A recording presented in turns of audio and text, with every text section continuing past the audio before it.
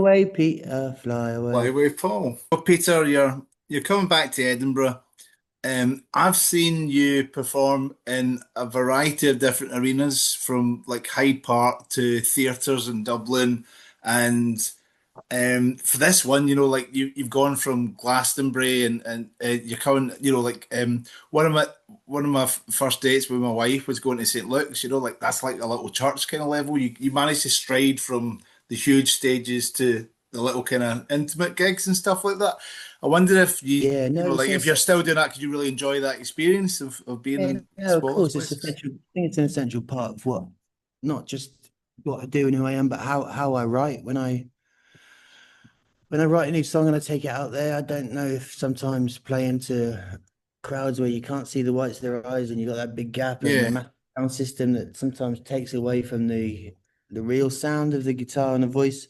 Sometimes I need anyway, to just play to people in a room, ideally without PA or without an amp, just play them the song, and uh yeah, and that's what I've always done really, and that's what we'll carry on doing. I mean, I love the Glastonbury show. It's great. It's great for the band. My mum watched it on telly, and for the first time I think ever, she said she enjoyed it. But actually, for me, the best one was the day before at the Greenpeace stage, where we did a little acoustic thing, and it was just, if it was great having that opportunity to play on the telly and that. But between you and me and whoever's watching this interview or listening to the interview, I didn't, to be honest, I didn't really enjoy it. I felt a bit of distance between me and the band, and I'm not, you don't really know what's going on because you can't really hear anything either because all the sounds everywhere.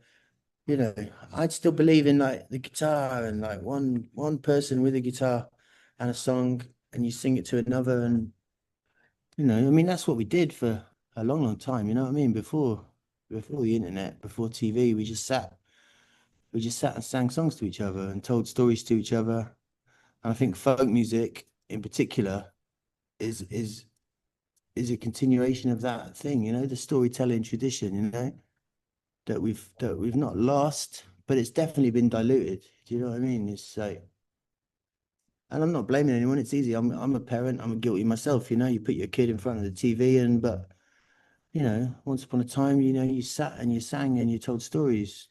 Told stories to each other, and you know, and that's So is how. that an element that you enjoy with the smaller shows? Because you do have an opportunity to kind Not of an element take. I do. It's an element that is completely essential for my pursuing this dream I had of being able to make a go of it, writing songs. It's completely essential. It's like if I can't, it's easy. Anyone could. I'm not anyone, but I'm just telling you, it's like with all these earpieces and all the lights and things, you can convince anyone of anything. You know what I mean? If you invest enough in it and pump enough like flashy fucking technology into it, you can convince anyone of anything, including like that you've got talent or songs. But to see someone like with a guitar set, I love it. I can't pass if I'm walking past a pub or a bar and I see an open mic night, I have to go in, and that for me is heaven. Do you know what I mean? To sit in the corner of a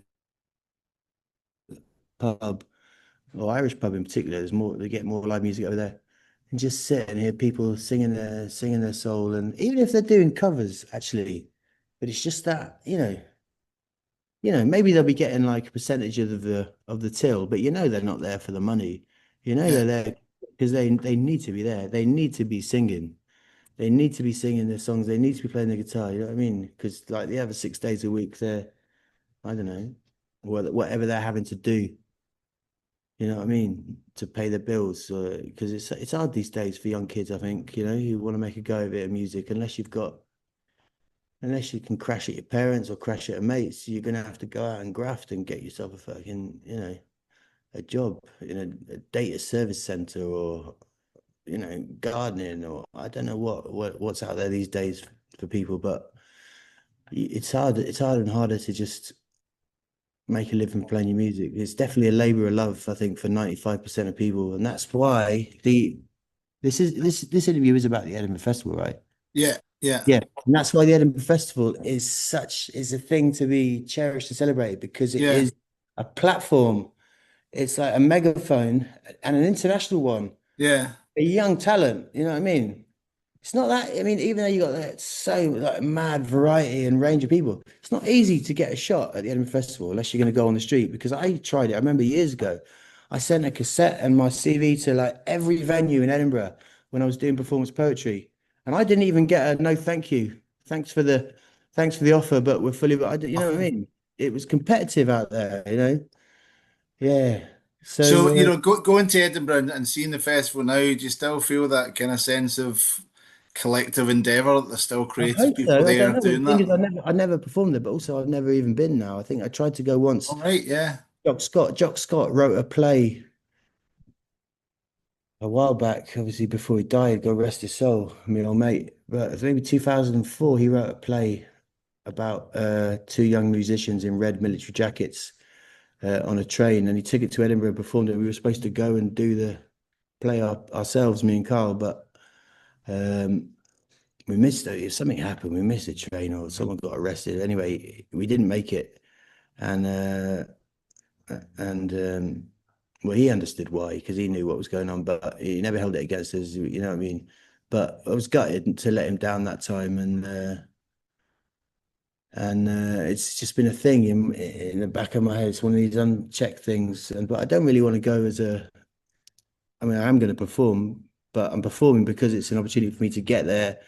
You know what I mean? And we get the hotel paid and all that, so I'll be able to. Yeah. I'll go out there and finally revel in that because for me, like as a young man, like 16, 17, 18, 19, that's how I thought life was. I thought it was just creative souls running amok, singing and dancing and doing comedy for each other in one big fucking orgy of like creative excess. And obviously as you get older, you realize that's quite, life's not quite like that. But there's still a part of me that believes in that idea of Edinburgh, and so I'm gonna go and I'm just gonna like go into every show, every stat. I want to see it all. I love it. I've always loved all that. I've always, I mean, to be honest, that was my unfulfilled original dream. Really, was to be a stand-up performer. That's what I set out to do. Like it just, Yeah. but I just couldn't.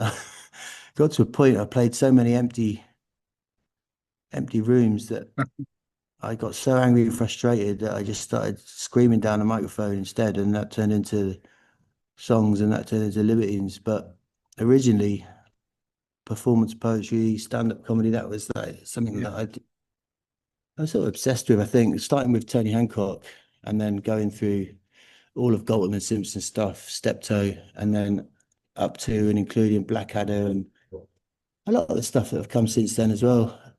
Steve Coogan, you know, but this raw, very British,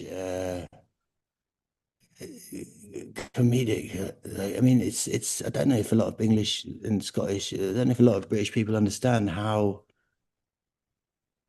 much of a cultural weight the British are in comedy. I don't. I've sat in Moscow hotel rooms.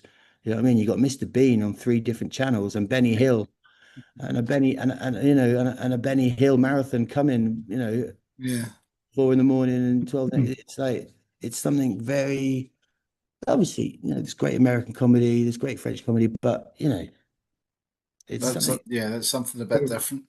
It is. It's hard, I don't know. It's hard to explain. Maybe it's best not to analyze it, but you know, I mean, So the Edinburgh thing, doing a show essentially in a nightclub, you and with a crowd that know you so well, it does give you the space to be yourself, to play some music, tell some songs, tell some jokes, to form and whatever. There's very little expectation on you. no, yeah, and Different that's from like a Libertine show when people are like that, give me the hits, and like they want a bit of kind of chaos and anarchy at the front. it was sort of there is that element of the Liberty Show, give me the hits, but I think now there's a sort of a hardcore faction now that you see at gigs, and they come all over. They go, some of them like they fly from Japan, and there's a hardcore faction now who basically they're seeing the same set again and again and again. Yeah, all right, yeah, And if we throw in something different, it's a rare treat, and you can see it in their eyes because they've always done that. yeah. But solo, it's carte blanche for me, and I don't have a set list, and I don't even. I'll just go on the. I'll get on the stage and see. I'll sort of see who's there and what the vibe is, whether or not to kick in with a Libertine song. But otherwise, sometimes I'll just ad lib and do songs that I haven't even quite, not even quite sure of myself. Songs that I'm sort of working on at that time, basically brand new songs, so that Yeah, no one could come away and say, even if it was shit, at least he tried to give us something new. But generally, in those situations, the shitter it is, the more they like it, because that's the raw it is, and it's never completely shit. You know what I mean? I mean, yeah. for all my faults, I can write a song, and so I'm going to use it. I think as the Edinburgh Festival, as I think a chance to try it. Oh God, what a cliche! Try it some new material on the road. Yeah, why not? Yeah, yeah, yeah. It's a So good place to do I've it. got a little. There's 3 or 4 songs that I've been working on in the past couple of weeks that I'm not. Well, I know for a fact Carl doesn't think they're Liberty standard, because I've sort of sat behind him on the tour bus playing him, and he hasn't turned around and said, "Oh, what's that?" That's the test. I'd sit behind him and play it, and he goes, "Oh, is that one of yours, or is it, some obscure Yeah. song?" I might play, like I played Sam Spade the other day. The who wrote and sang Sam Spade? John Prine. The John Prine song, There's a hole in Daddy's arm where all the money goes. Right. And he didn't even turn around to that. So now I'm starting to think, maybe Carl's not the best, Yeah, maybe he's not the best judge after all. Yeah. which, doesn't mean I've wasted 25 years, but, you know, it means that maybe I can step forward into the Edinburgh night with a little bit more confidence in Yeah. these things. So, do you know what I'll do? I'm going to play you one of these new ones, see what you think. Like that.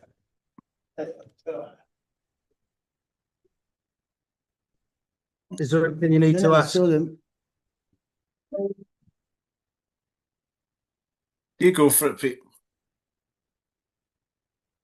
I think it sounds like the Eagles. Ah, sorry.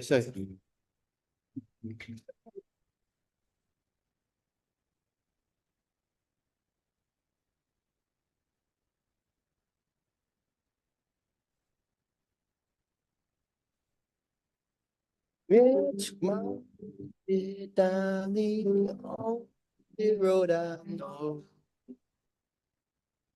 only road I know, so I haven't quite written lyrics for this one, but when I do, I like the vibe anyway. great and personal and insightful, and yeah, you'll be singing along too, because when this tired light of a country rises up again, I know you're feeling beat, but you should be feeling sweet. You should be feeling sweet, and we'll go la la la la. And when it's time, of the country rises up again, I know you're feeling beat. Oh man, you could be feeling sweet. We should be feeling sweet.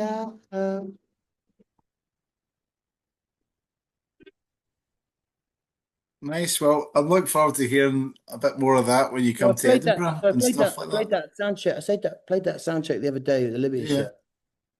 Nothing. Yeah. Carl didn't even like. You know what I mean? I think So you're onto something.